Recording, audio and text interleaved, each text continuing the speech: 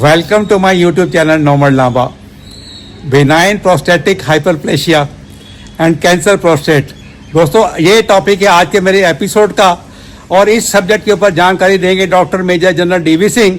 तो इस एपिसोड का बनाने का मेरा पर्पज ये है कि जैसे कि बहुत सारी रिपोर्ट्स कहती हैं इंडिया में इन मैनी केसेस सर्जरीज की भी जरूरत नहीं होती, मेडिसिन की भी जरूरत नहीं होती, लेकिन डॉक्टर लोग फॉर ऑब्वियस रीजन ये प्रिस्क्राइब कर देते हैं क्योंकि जेन्युइनली जरूरत नहीं होती है। तो इस केस में होता क्या है कि पेशेंट्स को अननेसेसरी पैसे की वेस्टेज होती है, टाइम की वेस्टेज होती है और टेंशन अलग से होती है। तो मुझे पूरी उम्मीद है कि जो डॉक्टर साहब इस सब्जेक्ट के ऊपर जानकारी देंगे इसमें हम सबको काफ़ी मदद मिलेगी ये डिसाइड करने के लिए कि वैसे हम लोगों को या जो भी पेशेंट और है उनको जेन्युइनली दवाइयों की या सर्जरी की जरूरत है या नहीं है। दोस्तों मेरी आपसे रिक्वेस्ट है कि इस वीडियो को आप एंड तक देखना, लाइक करना और कमेंट करना, और अगर आपने मेरे चैनल को सब्सक्राइब नहीं किया सब्सक्राइब करना और बेल आइकन दबाना मत भूलना। Thank you very much, God bless you. Nice to have all of you here today, and I thank Venkateshwara Hospital for making all these arrangements for this get together. Thank you very much for please make full use of today's meeting, and I thank doctor for sparing his valuable time today for this meeting. Thank you very much, doctor.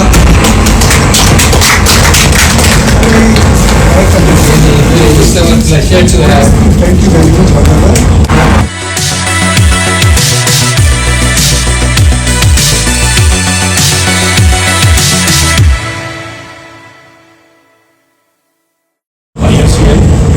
Today with us Dr. D.V. Singh sir.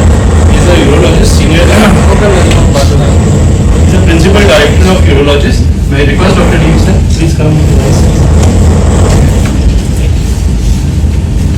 So my present day talk is about the prostate enlargement. Because the ladies are there, let me tell you that similar symptoms what a prostate enlargement causes in a particular age also happen in the ladies and can happen in the younger people for a different reason. Basically there are symptoms which are due to either obstruction or irritation of the urinary tract. जो urinary tract है ना उसको दो हिस्सों में बांटते हैं conventionally, एक upper urinary tract और एक lower urinary tract. upper urinary tract में किडनी आता है और दो ट्यूब जो दोनों किडनी से आती है यूरेटर्स बोलते हैं, जब ब्लैडर में जुड़ती है वहां तक के को कहते हैं upper urinary tract. ब्लैडर और पेशाब के रास्ते को बाकी आगे जो प्रोस्टेट वगैरह है प्रोस्टेट के बीच में से जाता है रास्ता उसको बोलते हैं लोअर यूरिनरी ट्रैक्ट, और इनको एक सिम्टम्स का ग्रुप कहलाता है LUTS, lower urinary tract symptoms. सो लोअर यूरिनरी ट्रैक्ट सिम्टम्स जो है वो किसी में भी हो सकते हैं, but commonly in main they come in that particular age of 50 years and above, and as the age advances chances are higher. This can be due to prostate enlargement which is only non-cancerous or benign as we call it, and which is the topic of today. I will touch upon the malignancy in little bits so that your concerns are resolved. So it is the enlargement of the prostate, or sometimes even not the enlargement but a configuration of the prostate which is not very big but still it can cause symptoms. While there can be a man who can live up to 80, 90 years, maybe even 100 years and have a prostate of 70, 80 grams and have not has any problems in the life. It is quite possible. While there may be a man who is just 45, 50 and he has a small prostate, or any age has a small prostate of say 25 cc or 20 cc and still may have significant LUTS, lower urinary tract symptoms. And what is LUTS? These are the symptoms. I will turn these slides later on. If you can concentrate on what I am talking, it will be better. Then of course the slides will all show the same things. How many of you know where is the prostate located? What is the prostate? आप लोगों ने सुना बहुत है prostate, prostate, prostate, but where is it located? Anyone? So it will be interactive also. So I will go ahead since nobody is answering.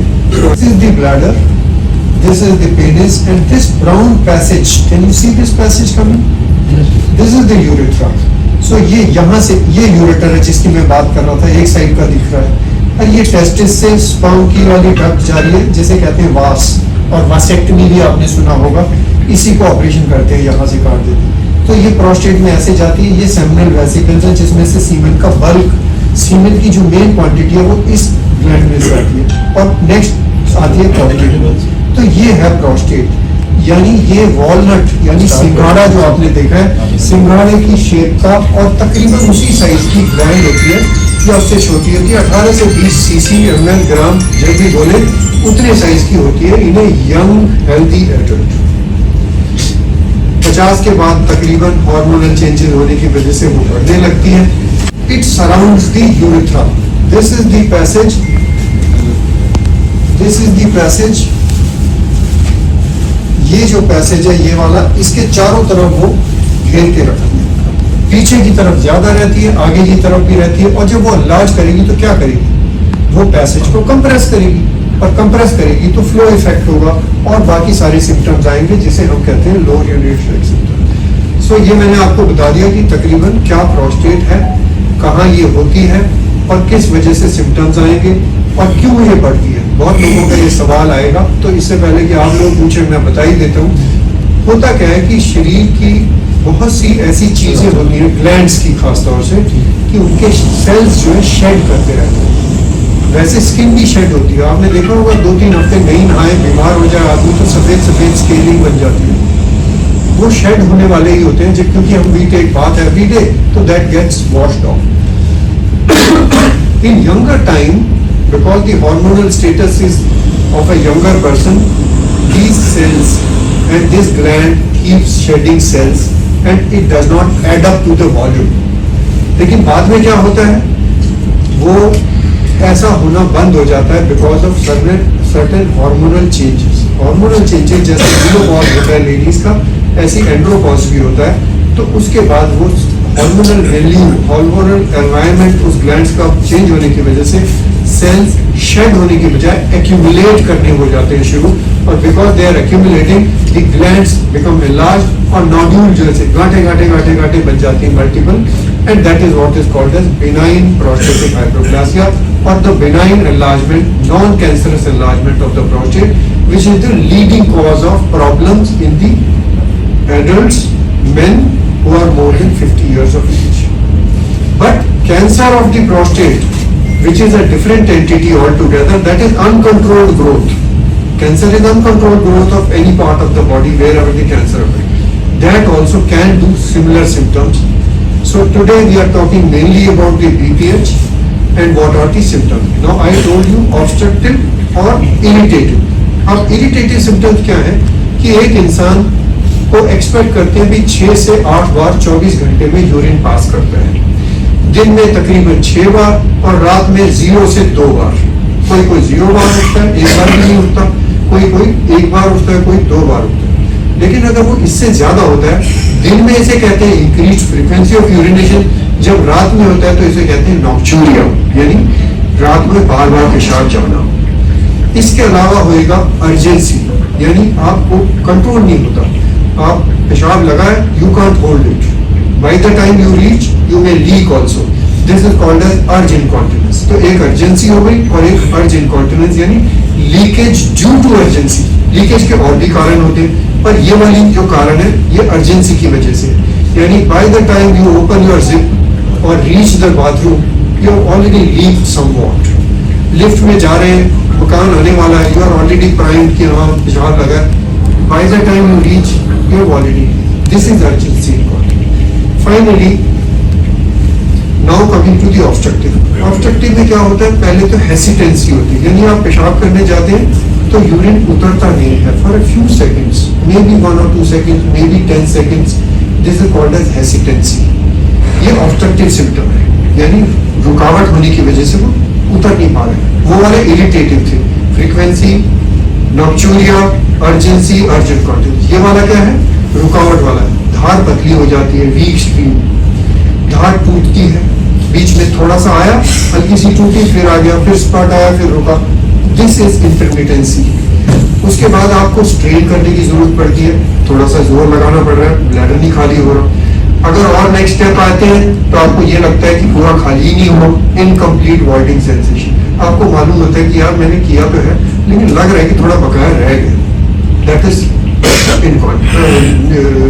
incomplete voiding sensation. And finally, one day, because of chronic retention, you may go into acute urinary retention.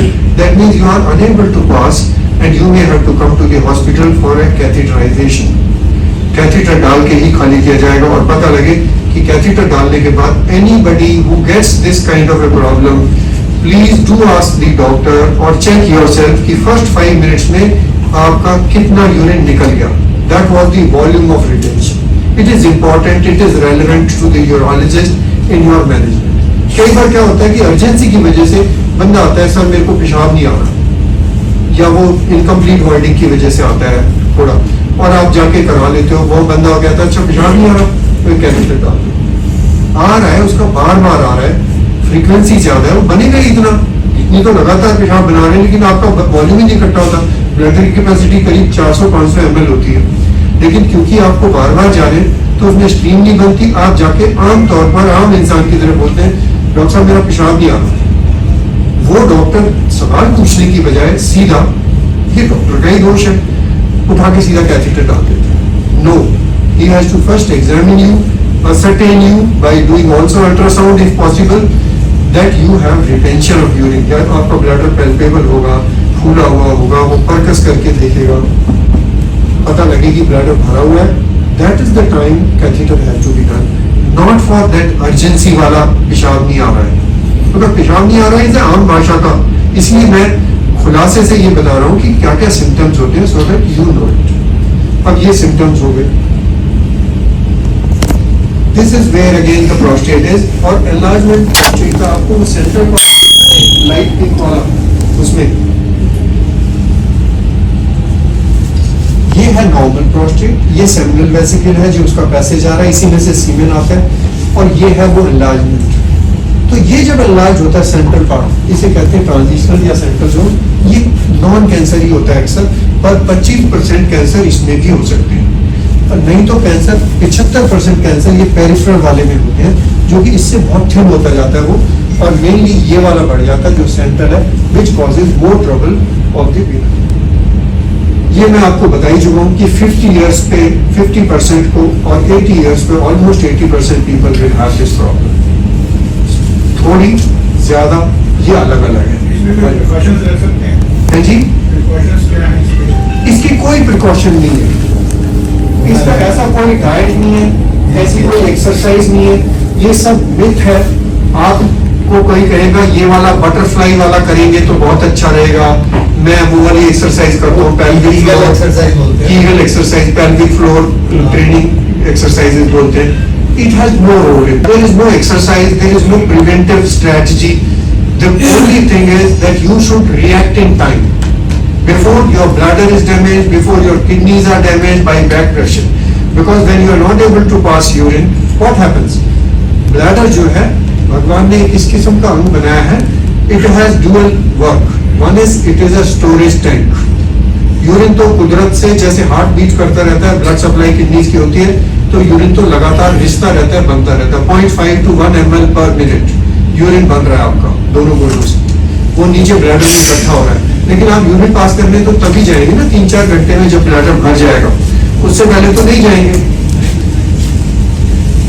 तो इस तरह से urine ये storage का काम करता है, और जब प्रेशर अंदर जनरेट हो जाता है और आपको लगता है कि अब मेरे को अर्ज आ रही है, तो आप जाकर यूरिन पास कर लेते हैं। That is the time it is acting like a pump. जो ब्लैडर है it is a muscular organ, it has muscles, so it will expel the urine to empty it completely. But धीरे धीरे धीरे धीरे obstruction की वजह से it starts failing, it does not empty fully and retention होता जाता है। उसको कहते हैं क्रॉनिक रिटेंशन, और एक दिन अचानक हो जाता है, उसको कहते हैं एक्यूट रिटेंशन, और कभी दोनों ही होते हैं तो it is called as acute और क्रॉनिक रिटेंशन। BPH कैंसर नहीं करता, कैंसर अपने आप में एक अलग एंटिटी है, उसके बहुत से कॉजेज होते हैं, और कोई ऐसे डेफिनेट कॉज अगर है तो वो है स्मोकिंग एंड टोबैको। वो हर यूरिनरी ट्रैक्ट कैंसर में उसका उसका रोल रहता है। और बल्कि यूरिन ट्रैक नहीं, मुंह से लेकर लैट्रिन वाले रास्ते तक, पेशाब के रास्ते में और भी कई जगह सारे कैंसर्स में टोबैको का रोल है। लेकिन टोबैको ऐसी चीज है जिसको कोई बंद नहीं करता। इसका फायदा गवर्नमेंट को होता है, अस्पतालों को होता है, डॉक्टरों को भी होगा, और जो लेता है उसको तो कोई फायदा नहीं होता। At least this is my frank opinion. So tobacco is the worst of the thing, but no government will stop it because it generates revenue and revenue is very important. So इसमें अभी आपको यहाँ तक कोई सवाल पूछना है तो आप अभी पूछ लें। कुछ लोग नए भी आए हैं, अभी ज्वाइन किया, किसी का कोई सवाल है तो फिर मैं आगे ट्रीटमेंट पे बात करूँगा। सिम्टम्स मैंने बता दिए, क्यों ये होता है, किस उम्र में होता है, ये सारी मैंने बात बता दी। हम प्रोस्टेट की प्रॉब्लम्स के बारे में बात कर रहे थे। वो नॉन कैंसर एनलार्जमेंट भी होता है और कैंसर वाला भी होता है। We were talking about non cancer, लेकिन सिम्टम्स दोनों के मोर और लेस सेम ही होते हैं।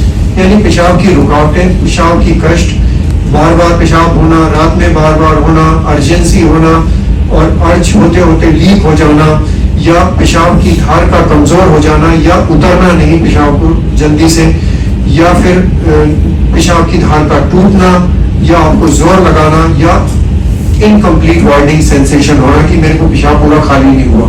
These are the majorly the symptoms of lower urinary tract which are caused by prostate enlargement, which may be due to cancer, may be due to non-cancer. अब एक चीज बड़ी इंपॉर्टेंट है कि 50 इयर्स के बाद में, क्योंकि कैंसर की संभावना रहती है, एक टेस्ट होता है, वो आप लोगों ने सुना होगा, PSA, prostate specific antigen, which is the tumour marker. जैसे ब्रेस्ट ट्यूमर के लिए, टेस्टिकुलर ट्यूमर के लिए, फलाने ट्यूमर के लिए, कैंसर कोलन के लिए, अलग अलग पैंक्रियाज के लिए अलग अलग ट्यूमर मार्कर हैं। तो इसी तरह से एक केमिकल होता है, उसे कहते हैं prostate specific antigen, and there are many others. So we will talk about PSA, which is the most common marker used in clinical practice. So इसके दो फॉर्म होते हैं, टोटल एंड फ्री। तो ये अक्सर यूरोलॉजिस्ट जब भी आप प्रोस्टेट की प्रॉब्लम लेके जाएंगे, वो इसको रूल आउट करना चाहेंगे, तो वो एक ब्लड टेस्ट लिखते हैं, which is called serum PSA, total and free. अगर वो टोटल 4 से ऊपर है देन फ्री की रेलेवेंस है, लेकिन अगर वो 4 से नीचे है तो फ्री की कोई खास रेलेवेंस नहीं होती। तो ये उसमें लागू है। अब और टेस्ट क्या होते हैं? सिम्टम्स मैंने बता दिए, ये आपके वो सिम्टम्स थे जो मैंने बताया था कि क्या क्या होता है। ये इरिटेटिव सिम्टम्स है, कोई को पेशाब में जलन भी होती है, which is called dysuria. Water intake इतना करना चाहिए कि आप 1.5 से 2 लीटर पेशाब 24 घंटे में बनाएं। मैं ये बता सकता हूँ कि कितना पेशाब आपने बनाना है, ये नहीं बता सकता कि आपको कितना लेना, because it depends on so many factors. जो वाटर रिक्वायरमेंट्स हमारी होती है वो वेस्ट को साफ करने के लिए होती है, वो यूरिन की रिक्वायरमेंट है। स्टूल को हार्ड ना हो उसमें भी थोड़ा वाटर जाता है, सांस में नमी रहे, ड्राइनेस ना हो उसमें भी पानी जाता है, और पसीना है वो इसलिए आता है पीने के लिए। अब कोई आदमी ऑफिस में AC में बैठता है, कोई मजदूर सुबह से शाम तक हॉट ह्यूमिड एनवायरनमेंट में काम करता है, कोई इंजन रूम में काम कर रहा है, कोई शिप में काम कर रहा है। हर एक के पसीने की और हर एक का पसीने का लेवल अलग होता है। कोई लोगों को बहुत स्वेटिंग होती है तो उसका पानी उसमें निकल जाता है। सो इसलिए पैमाना ये नहीं है कि आपको पानी कितना पीना है। अक्सर हमें ये बोलते हैं कि 8 से 10 गिलास। रात को ज्यादा प्रॉब्लम होती है, दिन में नहीं होती इतनी यूरिन पास होने में, रात को प्रॉब्लम ज्यादा होती है। इसकी 2-3 वजह है। एक वजह तो ये है कि इंसान एक उम्र के बाद रात को उसकी नींद कम हो जाती है। आप खाली बैठ के घर में देखिए, आपको दिन में भी उतनी बार पेशाब होगा।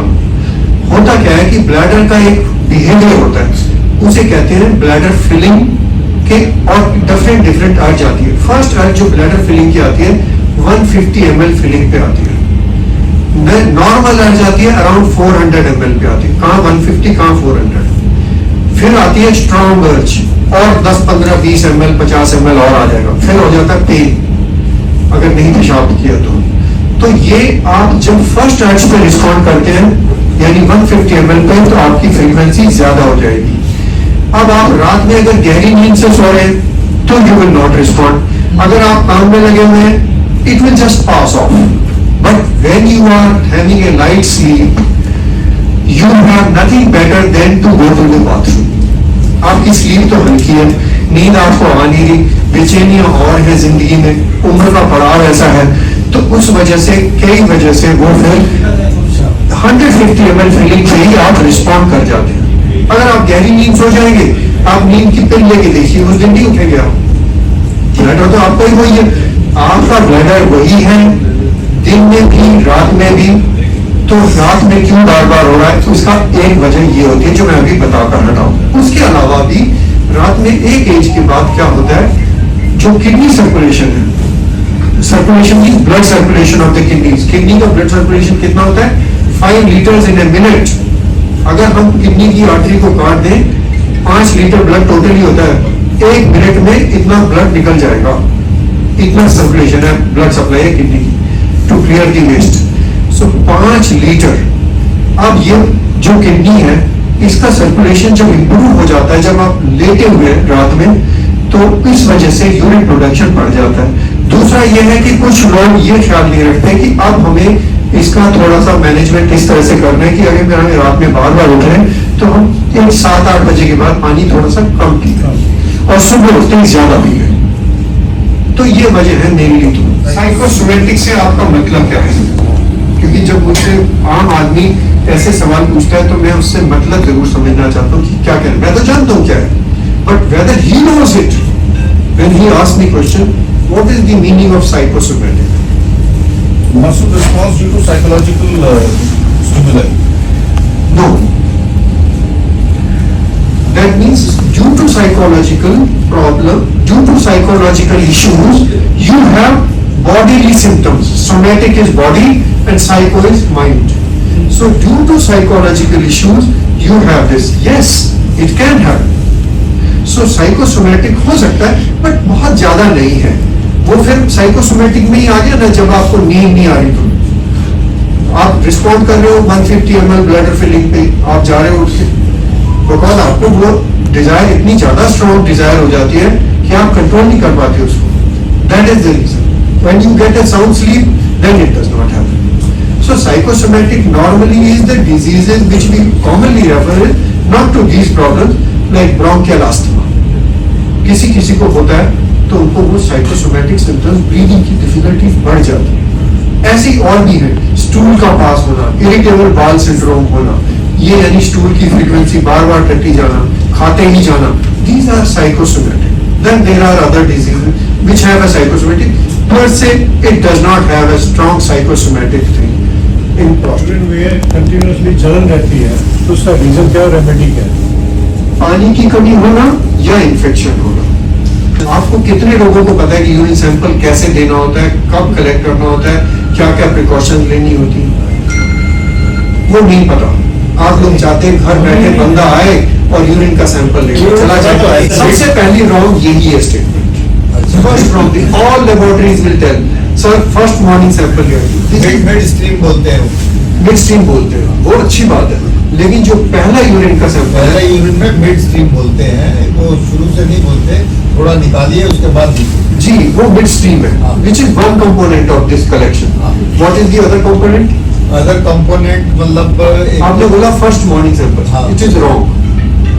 वो first morning sample for a different reason लेते हैं, not for this. Urine culture के लिए लेते हैं वो यूरिन कल्चर के लिए फर्स्ट मॉर्निंग नहीं लेना है। That is what I am saying. मैं रिपीटेडली बोल रहा हूँ वही बात, क्योंकि मोस्ट लोगों को लैब में जाएंगे जी, आप पहला सुन, लैब तो खुलेगी 9 बजे। सैंपल अगर आपने प्रोसेस नहीं किया, then that sample has to be kept in refrigerator if it is not processed within half an hour. आप बताइए कितने लोगों का सैंपल कलेक्ट करने वाला सुबह 5 बजे आपने सैंपल दिया, 6 बजे दिया, 10 बजे से पहले नहीं प्रोसेस होने वाला। और कौन फ्रिज में रख रहा है, वो सारी दुनिया में घूम के दुनिया के सारे सैंपल लेके तब पहुंचेगा 9 बजे। हो गया काम। So this is one reason। आप कंटेनर ले जाए पहले दिन या उसी दिन, और आप वहाँ हॉस्पिटल में कलेक्ट करें या घर में कलेक्ट करें, करके आप हाफ एन आवर में लिए तो कितना and collected at a time when it is freshly passed urine. 3 words है, fresh, clean catch and mid stream. Fresh, second क्या बोला आपने? clean catch. Clean catch in case of men by retracting the foreskin if the foreskin is there. so that it does not touch the foreskin and carry the bacteria from there, because germs are there all over.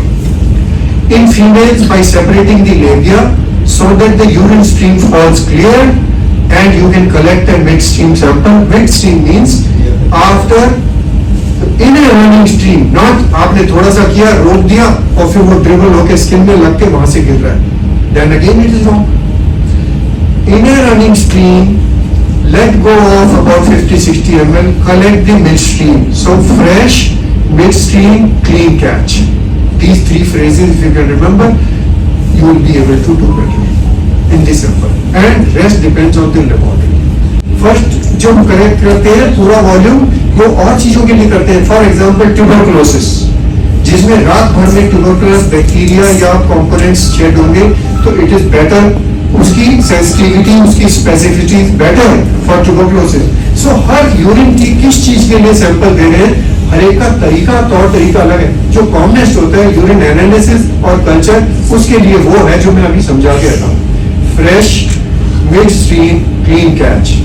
Then there can be many things in which you collect one sample, the first part, then you collect the second part, midstream, then you do prostatic examination, you take secretions, and then you ask him to pass urine once again. So 4 samples भी होते हैं, 2 samples भी होते हैं. वो बहुत detail वाली बात है, उसको आप छोड़ दें. कॉमनली जो यूरिन देता है इस तरह से देना चाहिए. तो लैब में एक लाइन की रिपोर्ट होती है, आपने 20 टेस्ट कराए, एक ही पेज में आ जाएंगे, लेकिन आपको 20 पेज की रिपोर्ट देते हैं. They are wasting so much of paper. Nobody reads, and somebody who reads will ask questions like this. Because I cannot answer this question simply by sitting here कि 6.5 कोई 5.5 भी लिखेगा, कोई 4.5 भी लिखेगा. USA में 2.5 is also abnormal. So it has a contextual meaning. It cannot be directly taken like that. And the larger the prostate, higher the chance of PSA also. And then there are many other conditions in which PSA will be given. It is not only always cancer. Infections and inflammations also cause increase in PSA. And may cause an increase of 40, 50, even 100. अगर infection हुआ है, UTI और fever हुआ है, prostate का infection हुआ है, उसका PSA बड़ा हो सकता है. उस टाइम पे PSA कराना ही नहीं चाहिए एक्चुअली. ये वाले सिम्टम्स मैंने बोले थे जो ऑब्स्ट्रक्टिव सिम्टम्स हैं, पहले वाले इरिटेटिव सिम्टम्स थे. Who is affected? I said 40 to 50% of men in the age group of the 6th decade, that is 51 to 60 years, and affects almost 80% of people above the age of 80. There are some risk factors which are not actually risk factors, they are associations. Obesity, higher body mass index, BMI, बहुत मोटा आदमी है तो chance problem के होने हैं, and lack of exercise. And then there are many other things given, tomato sauce, ये वो बहुत सारी चीजें हैं, उसका nothing is proven. Most important is if you want to prevent it, then just do couple of things. Be healthy, maintain your body mass index, don't be too obese, don't smoke, don't chew tobacco. These are the basic things in the prevention part. That's it. Nothing else is proven. So diagnosis is done by history, then medical examination and the investigation. Investigation में क्या करते हैं? अच्छा, natural history थोड़ा समझा देता हूँ कि अगर आप इलाज नहीं करते तो क्या होगा. पहले तो मैंने कहा था ब्लैडर फेल हो जाएगा, वो पूरा खाली नहीं कर पा रहा है. उसके बाद उसमें एक्यूट यूरिनरी रिटेंशन हो जाएगा, AUR, that is what I have written. फिर गुर्दे में और जो ट्यूब जा रही है उसमें सूजन आ जाएगी, which is called hydronephrosis. Ultimately kidneys may fail. And you may have recurrent UTI, you may have stone formation, you may have hematuria, which is blood in the urine. Test क्या क्या कराते हैं? कॉमनली CBC यानी common test जो blood का होता है, haemoglobin वाला test, RFT and PSA. Urine में क्या कराते हैं? Urine analysis and culture. Ultrasound में देखते हैं कि किडनी पे कोई असर आया है, किडनी ठीक ठाक है, यूरिनरी ब्लैडर का क्या हिसाब है, उसमें ट्रैबुलेशन है, थिक वॉल तो नहीं हो गया, वो जोर लगा कर. ब्लैडर थिक वॉल होता है फेल होने से पहले, और उसके अलावा बच तो नहीं रहा, PVR, पोस्ट वाटर रेजिस्टेंस. फिर फ्लो टेस्ट देखते हैं उसमें कि फ्लो कैसा है, फ्लो का ग्राफ देखते हैं, मैक्सिमम स्पीड कितनी है यूरिन की ऑन ए फुल ब्लैडर. तो उसमें कहते हैं वॉचफुल वेटिंग, यानी आपको डॉक्टर दवाई नहीं देगा, सिर्फ सलाह देगा कि आप ये ध्यान रखें. That is called as watchful waiting and do nothing else. Yearly examinations, yearly history taking and tests. No surgery, no drugs, and may involve some lifestyle changes in the form of intake of water, when to stop water in the evening, reduce fluids at night, and all those things. If the symptoms are troubling even then, so it is the bothersomeness caused by the symptoms which is the cause. बहुत से लोग आते हैं एक ऐसे ultrasound लाएंगे, तो he will not even talk to me, he will not even look at me properly, he just entered, he said sir मेरा प्रोस्टेट बढ़ गया. आपकी प्रॉब्लम क्या है? My question would be that, बोले सर प्रोस्टेट बढ़ गया, तो बट आपकी प्रॉब्लम क्या है? प्रोस्टेट बढ़ गया तो इसे फाइंडिंग नहीं सर, प्रोस्टेट बढ़ा, मैंने अल्ट्रासाउंड कराया तो मेरा प्रोस्टेट बढ़ गया and I been taking this medicine given by a doctor who was a medical specialist for last 3 years. I am taking this silodosin and dutasteride. Wonderful. I still ask him what is your problem और what was your problem 3 years back. He says, sir, prostate enlarged. So he gets annoyed because I am like that. I said, आपने ultrasound कराया क्यों? तो बहुत से तो बोलते हैं सर वो टेस्ट कराया था उसमें बड़ा आ गया. मैं कहा बड़ा तो आ गया पर आपको प्रॉब्लम कर रहा था कुछ. Then I have to ask all these leading questions which are irritative symptoms and obstructive symptoms, and the answer is no. None of these symptoms are there, and he has taken treatment for 3 years, wasted money, wasted time, and probably caused some side effects of these drugs. Not realizing that that doctor was treating the report and not the man whose prostate was enlarged. That's why in the beginning I told, man with 70-80 cc of prostate may live peacefully without any problem all his life, while a man with 20-25 cc prostate may have significant problems and troubles. That is important. That is where the dissection lies. That is where the urologist role comes. But the doctors on the street knows urologist ये वाली दवाइयाँ देते हैं, चल prostate बढ़ गई, ये दवाई ले लेना, ये ले लेना. He is not bothered to question. He is not bothered to evaluate you further. Whether you are in the watchful waiting or you don't need any treatment. That is the crisis. And this is an unfortunate part of the game. So question is, you must ask these questions yourself कि आपका खाली prostate बढ़ गया है या आपको कोई लक्षण भी है.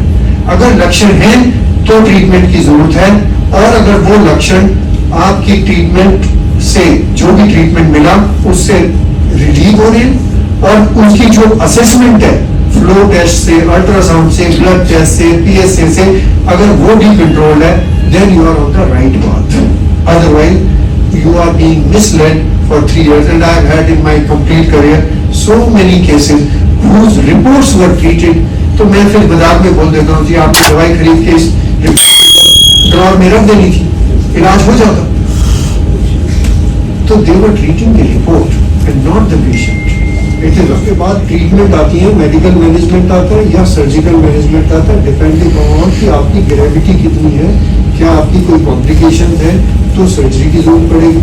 नहीं तो पहले अक्सर मेडिसिन से भी ठीक हो जाते हैं, unless there are clear indication like blood आ रहा है, बार बार UTI हो रहा है, बार बार रिटेंशन हो रहा है, या स्टोन बन गए हैं, या किडनी फेल हो रहे हैं.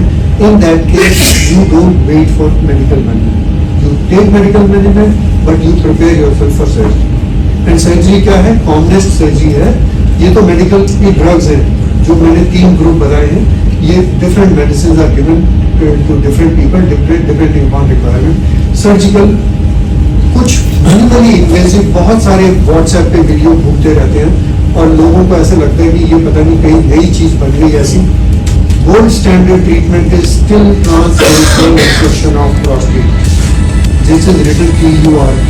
That is gold standard. उसके results के against बाकी सब methods के results को compare किया जाता है, and none of them so far have stood the test of time against TURP, which is the gold standard. Yes, there will be some specific cases with many other illnesses, उनको हम हो सकता है QRB ना कर पाए, हो सकता है हम कुछ और करें। And the most common second thing which is there is holmium laser और thulium laser ablation of prostate. Again ये एनर्जी है, उसमें एनर्जी दूसरी यूज करते हैं, प्लाज्मा काइनेटिक करते हैं या ये करते हैं, वो एनर्जी है। थोड़ा कास्टिकली बताता हूँ because that is what is happening in the environment. यही है स्पष्ट सारा कि आपको सही एडवाइस मिलेगी अगर आप खुद ध्यान से पढ़ेंगे, समझेंगे चीजों को, और यू शुड कंसल्ट वन।